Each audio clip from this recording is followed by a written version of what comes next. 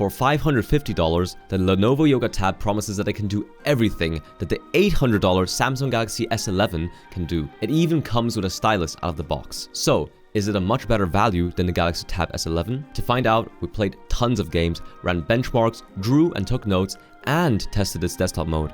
Spoilers, the Yoga Tab is great at almost everything, but it has one critical flaw. Let's talk about that.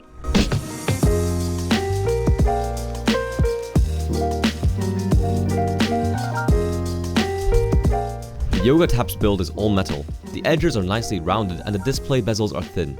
And with a 16:10 aspect ratio and an 11.1-inch display, it's hard to tell it apart from the Galaxy Tab S11, which costs nearly double as much.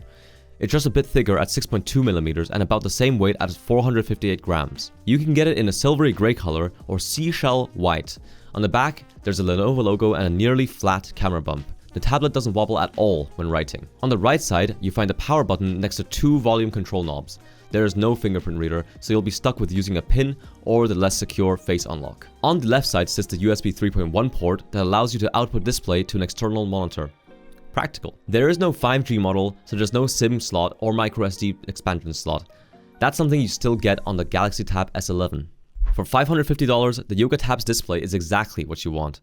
It's an 11.1-inch LCD panel with a good 800 nits of peak brightness and a fast 144Hz refresh rate. Of course, you're not going to have as insane contrast ratios as the Galaxy Tab S11 with its OLED display, but everything still looks vibrant and sharp thanks to the 3200 x 2000 pixel resolution. The 16:10 aspect ratio is perfect for watching movies and YouTube videos, which are usually made in that format for desktop view. The screen is protected by Corning Gorilla Glass 7i, so light scratching and small drops shouldn't be an issue at all. Lenovo's tablet speakers are excellent as usual.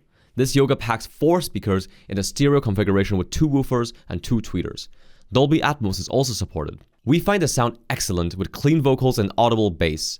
Tablet speakers don't get much better than this, and even the OnePlus Pad 3 with 8 speakers doesn't sound nearly as clear. Any modern mid-range tablet is going to feel fast when scrolling through apps or navigating the UI, and performance differences are only really apparent when gaming or doing heavy tasks like video editing. The Yoga Tab uses the 2 years old but still excellent Snapdragon 8 Gen 3 processor, combined with a base 8GB of RAM and 128GB of UFS 3.1 storage. There's also a configuration with 12GB of RAM and 256GB of faster UFS 4.0 storage. At this price, there are more powerful tablets like the OnePlus Pad 3, which featured a much faster Snapdragon 8 Elite chip. It has a much bigger screen though, and there's no 11-inch tablet with a Snapdragon 8 Elite at the moment. In the Geekbench CPU speed test, the Yoga Tab is 30% slower than the OnePlus Pad 3 in single core and 22% slower than the Galaxy Tab S11. 3DMark's suite of graphics tests give us an idea of how the Yoga Tab will perform in games. In 3DMark Wildlife Extreme, the performance is 25% worse than the Galaxy Tab S11. The stability is also great, with the Yoga Tab getting an 81% stability score in the Wildlife Extreme stability test, meaning that it only loses 19% of its peak performance in the worst case scenarios. Overall, while the iPad Pro and Air remain much faster, the Yoga Tab is just a bit behind the fastest Android tablets. Heavy mobile games are not a concern for the Yoga Tab. Fortnite at epic settings and 100% 3D resolution can be played at a near constant 120 FPS. That's as high as you can go on any Android device, and the experience feels great. Once Human, another demanding Android title, runs super smooth even on the highest possible settings. That's really impressive. Less intensive games like Vampire Survivors don't even make the tablet warm. So, the Yoga Tab is as good for gaming as the S11 if you don't need an OLED display. But there are faster options like the OnePlus Pad 3 if you would go for a bigger tablet as well. In our standardized YouTube HD video streaming test, the Yoga only lasts 5 hours when streaming at max brightness.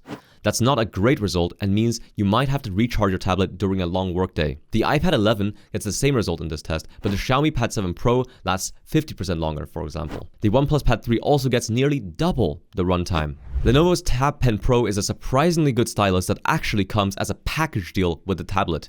That's a huge plus for people looking to take notes or draw accurately. We're also happy that the stylus feels comfortable to hold, has zero lag, and charges magnetically on the side of the Yoga Tab. With 8192 levels of pressure sensitivity, tilt detection, and replaceable tip, you can reliably draw with it. Input and pressure are registered accurately, and the battery life is solid too. In supported apps, the pen even uses haptic feedback to mimic the feeling of writing on paper. We tested the pen in Notewise, Nebo, and Infinite Painter. Overall, we like using the Yoga Tab as a writing tablet a lot. The keyboard cover for the Yoga Tab is excellent, and it comes as a package deal with the tablet in the US.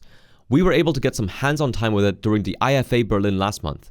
The keyboard feels great to type on, and there's even a trackpad. The keyboard attaches securely via 3 pogo pins at the bottom of the tablet.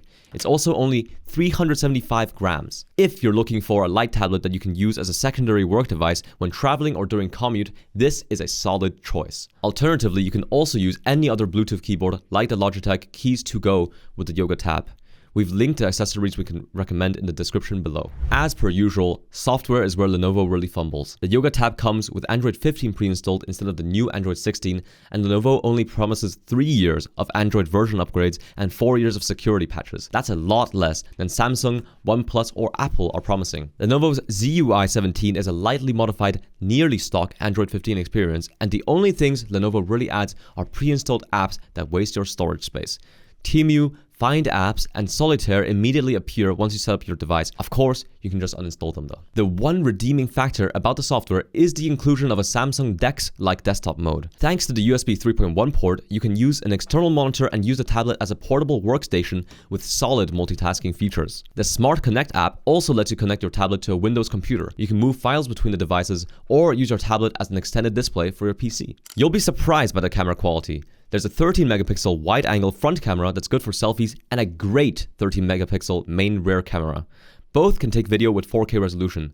There's an additional macro camera on the back that we find pretty much useless on a tablet. So for us, the Lenovo Yoga Tab is a solid tablet that does a lot right. The display and speakers are good and gaming performance is great. But the Samsung Galaxy Tab S11 does a lot of things better. It has an OLED display, the better S Pen, and much longer software support. So, if you want the best 11-inch Android tablet, there's no way around the Galaxy S11. But if you want to save a bit of money, the Yoga Tab is a great alternative.